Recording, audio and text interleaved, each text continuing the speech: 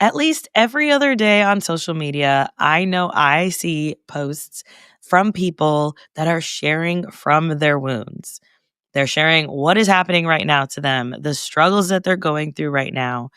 As podcasters, it's important that we don't only share the wounds, we share it from a place that is healed so we can take our podcast listeners on a healing journey with us. That's what we're talking about today with Lauren. I met Lauren through the Feminist Podcasters Collective, which I am a proud member of. And if you don't know anything about that, make sure you go check out the episode with Becky Mollenkamp. She talks about the Feminist Podcasters Collective and what it is. I highly recommend that people who are looking to grow their show in really strategic ways and align with those values to join. You don't just have to be a woman to join either. And I met Lauren through that community, and I absolutely love everything that she's about in sharing about mental health and wellness. And I think the really important part about this episode is where we talk about how much is too much to share, but also how do you use your podcast to make a difference, not just with your business, to talk about your business, but with your own life, to share that journey of transformation, of healing that you've gone through. All right, please join me in welcoming Lauren to the podcast. Welcome to Podcasting Unlocked, the show for purpose-driven podcasters. I'm Alicia Galati, founder of Galati Media, and I'm here to share actionable strategies to help you amplify your message and grow your audience. Hello, Lauren. I'm so excited to have you on the podcast. If you could start by telling everyone who you are, what you do, and a bit about your show. Yeah. So my name is Lauren Roach. I'm a podcaster. I'm a content creator. I'm a workshop facilitator. I'm a goals coach. I am a mental health advocate. I actually have a background in business. I started my career in consulting at Deloitte. I'm currently living in DC for context. I worked on a lot of different consulting tech projects in different roles, anywhere from product management to UX UI design for a few years to innovation. And then after about 5.5 years there, I quit to focus all of my energy on building out my own business and wellness brand, The Naked Truth with Lauren. The mission there is to transform the way we approach mental health, mindfulness, and manifestation. So basically, I'm working on building genuine community and breaking the mental health stigma. The podcast, which is also called The Naked Truth with Lauren, was born out of personal struggles. It's about navigating the messy realities of being human, having raw, vulnerable conversations. The goal is helping people feel less alone and empowering people to prioritize their well-being. Yeah, it's such an important conversation to have. If you don't mind sharing, that kind of catalyst for you to be like, actually, I think I need to work on this. I know for me, it was becoming a parent. And I had been doing minimal work on myself, having grown up in a cult and then getting out of the cult and what are my own thoughts and what are not. But I got pregnant pretty quickly after leaving the cult. So that was kind of that moment of okay, this was my childhood. This is my relationship with my mom. What kind of mom do I want to be? What kind of person do I want to be in the world? What do I want my legacy to be? And I don't personally believe that my kids are my legacy. I think that the people we touch and the people that we impact and then what they do with that is our legacy. And yes, my kids might be some part of my legacy, but I don't like the idea of putting all that pressure on them to be the legacy. So for me, it was that moment of becoming a parent. But what was kind of that catalyst for you? The first time I really struggled with my mental health, and I've struggled with anxiety and depression over the past couple of years, was in 2019. I was a senior in college. I had my first panic attack, and I didn't realize I wasn't into therapy. I didn't learn anything about mental health. I didn't talk to my friends or family about it. And then when I started opening up and when I called on my parents for help, my mom shared her own struggles with depression and her experiences with therapy, found me my first therapist. And I've been in and out of therapy with different therapists over the past 6 years, I guess. And then I started talking to my best friends, and we talk about a lot of things, but I didn't realize they started opening up and sharing similar mental health struggles, or they've been in therapy or are currently in therapy. And I'm like, wait, why don't we talk about this? Why isn't this normalized? So I felt the shame and like the stigma around it. But as humans, we all have brains. And so we all experience the ups and downs of mental health just as we do with physical health. And it's like so normal and apparent in terms of physical health to talk about it and like go to the doctor for your checkup once a year, your physical, whatever. But on the mental health side of things, it like obviously the stigma was worse in the past and it's gotten a lot better, but there's still a long way to go. And so I realized after struggling with like a deep period of depression in the fall of 2022, which stemmed from a lot of things. It stemmed from moving to a new city, living alone for the first time as an extrovert. It stemmed from heartbreak as well. So just kind of like struggling. And then once I got myself in a better place and established a lot of mindfulness practices and routines in my life, I've always been a creative. I've always had an entrepreneurial mindset. And so I started creating content, like inspirational, motivational content on Instagram, which then turned into a podcast and like creating like audio and video content that way. And I just really love podcasting and really love how it's a low barrier to entry. Like anyone can do it. And I call myself a professional yapper. So I love yapping and learning from others. So I was like, oh, this is a great thing to do to open up the conversation around mental health. Yeah. When you said you had your first panic attack, I had a visceral reaction because I can think of my first panic attack and what that felt like. And oh my goodness, yes. I think that it's so important that we're having these conversations. I hope that for the next generation, by having these conversations, they have the resources and the tools that it's less stigmatized. My kiddo, he's 11, and he was struggling with some big feelings around MMA that he was in. And I was like, dude, your body is telling you that you have anxiety around this. We don't have to do it. Also, like, let's go talk to the doctor and see what our options are because I'm not a doctor. I don't know everything. So, like, let's see what we can do.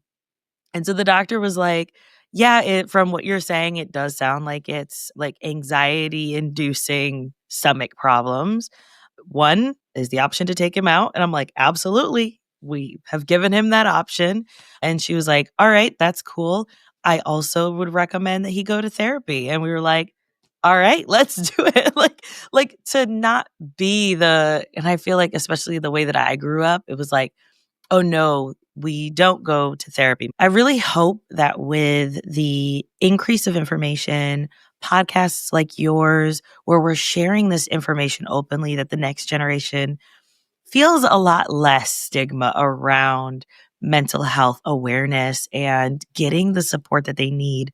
Because I don't think that anyone should have to get to the point where they're in college or they're a young adult, they have their first panic attack and they're like, I don't know what to do.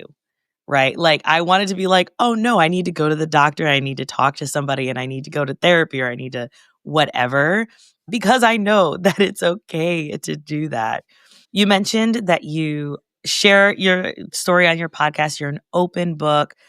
I'm curious how you balance that, or if you do balance that idea of how much to share or how much not to share on your show versus maybe in other places. Yeah, that's a really good question. I'm learning Okay. as I'm navigating it.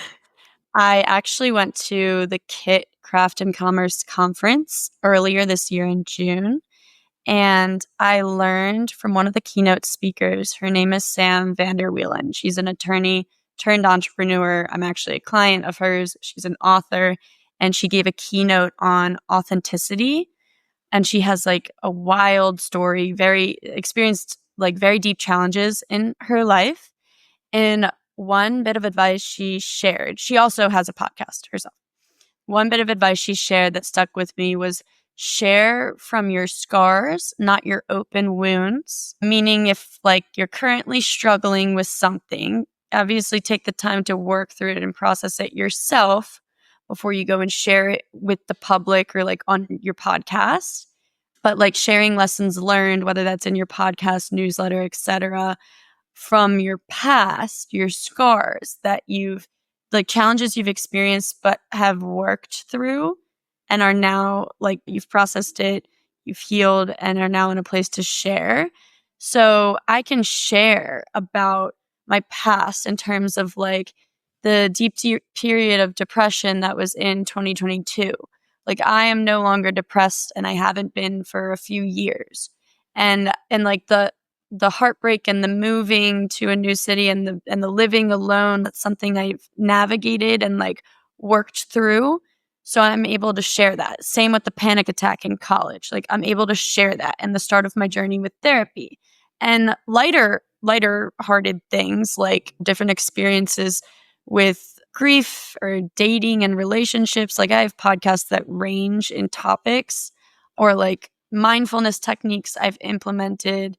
I'm like open about sharing. Sometimes I am aware I can overshare. So like it's not a perfect science, but something that I'm conscious of if I'm currently working through things in therapy, which I am, I'm not going to share that right now on the podcast. Yeah, that definitely makes sense.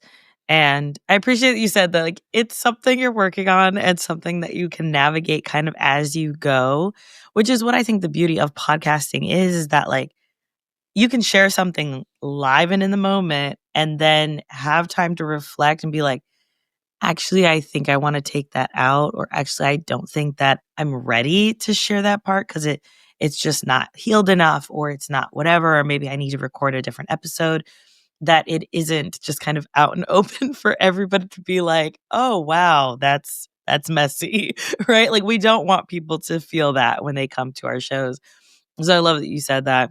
And yeah, I'm a chronic oversharer. It is what it is. Like sometimes I'll be like, team, take that out. And they're like, yeah, I know, Alicia. I know we need to take it out. Because I'll realize it like as I finish my sentence, I'm like, wait, take it out.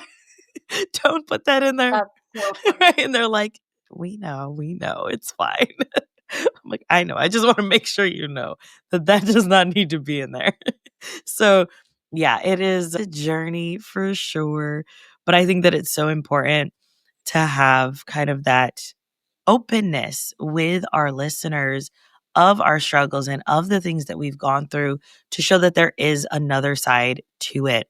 Tell us a little bit more about what kind of work you do if people are like, okay, I understand the podcast idea and I understand the content around there, but what kind of things do you do to support people as they're maybe struggling with their own journeys? Yes, great question. Important to call out. I am not a licensed medical or mental health professional. My background is in business. I come at it from like a peer and lived experience standpoint. So I share resources on my social media. So my business Instagram, you can follow, it's at thenakedtruth.pod. I also have a weekly newsletter and I share like life stories, educational resources, whatnot. And it's called a community gratitude practice because I have my own gratitude practice that helps me raise my vibrations and attract abundance. And so I'm sharing that with the community. And in my weekly newsletter, I'll share like 3 things I'm grateful for and encourage everyone to respond with what they're grateful for. And then I'll feature it in the community section like the week after. I also like announce events because I run both like in person in the DC area and virtual events and workshops. So like the best place to stay in the loop with that is signing up for the newsletter, which you can do by visiting my website, thenakedtruthwithlauren.com. And so on the services side of things, or like the consulting side, if you will, of my business, I offer tailored group and corporate wellness workshops, as well as one-on-one, what I call goal flow coaching, which is for anyone who's feeling stuck or feeling overwhelmed and wondering, how do I get clear and tackle my big goals? So it's likely a good fit if you're thinking, okay, I'm ready to turn my future into a clear plan with actionable steps, and I need some support and accountability along the way. I am a great hype woman. I will just tell you that. But yeah, and then in terms of the workshops, my signature workshop is around vision boarding and goal setting. So I have a whole process there where I've done it both in person and virtually. I've done it for just like people in the area, like individuals, and also organizations. In the past, a high school guidance counselor actually hired me for her high school seniors, and that was really cool. I did it Nice. virtually for them, and it went very well. I'm looking to expand as well as I'm talking to several corporations and private organizations. The topics, like the signature one, is vision boarding, but I have a whole menu of wellness workshops that range from the practice or establishing a habit of gratitude, the practice of journaling, navigating change and building resilience, because there's a bunch of unprecedented events happening every day in today's climate, and people are overwhelmed and stressed and like fatigued by this constant change. So I have a workshop addressing that. And if you want to learn more or reach out about the coaching or the workshops, you can fill out the contact us form, and it's on my website, thenakedtruthwithlauren.com/contact. Awesome. Thank you for letting me know all the things that you do. That really helps with understanding more about the podcast and how it fits into like the business and the overall idea. What are some ways that you're maybe using the podcast to funnel people to your services or to your newsletter, or like to highlight, hey, here's maybe a snippet of the type of workshops that I offer? What are some ways that you're doing that? I could probably be doing it way better, to be honest. I didn't insert ads for my personal services in my podcast until a couple months ago. I was like interviewing a bunch of people, and some are entrepreneurs and promoting their platforms, their services. And then I was like, wait, I have my own podcast. I have my own platform. Like, I should be advertising. So I actually recorded a services ad in June at Kit Studios, which is awesome, in Boise, Idaho. So I insert that in the middle of my episodes now. And then I also have an ad for my gratitude newsletter towards the end of my podcast episodes. And I include everything in the show notes. So, like the website with the contact us form, the email, the newsletter, all of that. Other than that, though, I haven't done much promotion via the podcast. Which is okay, right? Like, I think that what you're doing is a great starting point. And like you said, it's not something that you were doing previously. So it's still a step in the right direction. And I think that so often we can kind of overcomplicate it in a way, and also think that we have to tie monetary goals to it. But like, I had a conversation with someone last week where she did my goals workshop, my podcast goals workshop. And she was like, I booked this call because I wanted to give you feedback on the workshop that you did. It was awesome. And I was like, thanks. And then second, I kind of want to talk through, like, mentally dump. Okay, here's where I'm thinking. And in this case, she has 3 other co-hosts. They do complementary competitive businesses to her. She's running it though. Her team member is editing it though. And I was like, if your goal is to create a space to have conversation, to be in conversation with people who are your peers, then cool.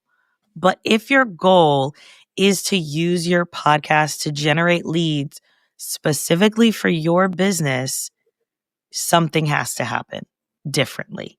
Because if you keep doing the same things you're doing, it's not going to lead to this. And there's nothing wrong with either goal. Like, if your goal is impact, then that's okay. It doesn't have to be generating leads if that's not what you want the podcast to do. And I think, especially having renamed this podcast, like, used to be called Listeners to Leads. And that was a really heavy goal in the beginning of the show, and a lot of like the first 150 episodes. But I realized I want it to be about more. It doesn't matter what your goal is. It doesn't matter what your podcast looks like. There's no one right way to have a podcast. It could just be, I want to externally process the things that have happened, like the first podcast that I launched with my sister, like have conversations with people who have gone through things that I've gone through, to be in community with other people, maybe tap the shoulder of the people that I want to pitch my services to. There's so many different ways that we could use this, and there's no one right way. And so I love one, I love what you're doing. I love that you're using it as a way to encourage people to go to therapy, to do mindfulness, to have more gratitude in their lives. And also that you have these things that you facilitate for people who do need more support, because I don't think that a podcast can fix it all personally. I wish it could. I really do, but I don't think it can. And so having these other options for people, I think, is such a valuable thing. Lauren, thank you so much for sharing about your podcasting journey and what's working for you, the things that you've shifted and adjusted, because I think that it really is such a journey, right? Podcasting, and how you were able to make it work for you and explore the things that you've gone through in a really positive light. And if there's one thing that people can kind of take from your episode, I want them to take this is when you're sharing, because I chronic overshare over here as well, making sure that we're sharing from the healed place and not from the wound, because we can make a bigger impact when we do it from a healed place and invite other people to come along a healed journey with us. So thank you so much for sharing your story. Thank you so much for having me and providing me with the platform. I love what you do too. Thanks. And for people who want to connect with you, one more time, if you could share what are the best places, maybe one best place that you want people to go after listening to this. Yeah, probably my website. Okay. There's everything there. So thenakedtruthwithlauren.com. Perfect. And we'll have links for all of the stuff that you mentioned toward the middle of the episode, as well as your website. So if anyone was like, oh, wait, I want to know more about those workshops, we will have the link for that in the show notes and on the blog post and the YouTube video description as well. Anywhere you're listening to this, we've got you. So make sure that you go check out what Lauren is doing. Lauren, thanks. Thank you so much.